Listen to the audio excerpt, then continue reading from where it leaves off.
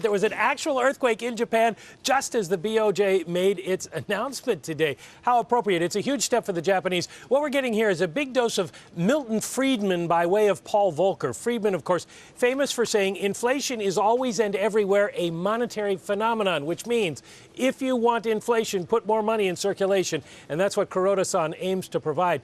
Here's where the Volcker part comes in. Remember, he took the Fed from targeting interest rates to targeting the money supply, and that's what the BOJ is going to do now. A different measure. They're going to use base money instead of M2. Base money, the amount of currency in circulation plus bank reserves. Now, they aim to double this in 2 years. That means adding more than 1% of Japan's GDP in cash each year. The Fed's done no more than 0.5%, so they're doubling down on QE. And here's something the Fed has never done and probably never will do.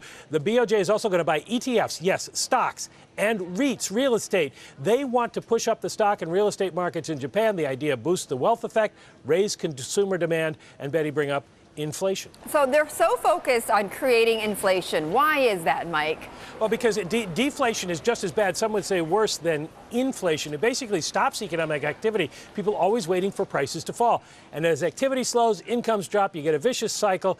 If you create inflation, people tend to buy more sooner to get ahead of price increases. And inflation also erodes debt. You can pay back what you bought yesterday with cheaper yen today.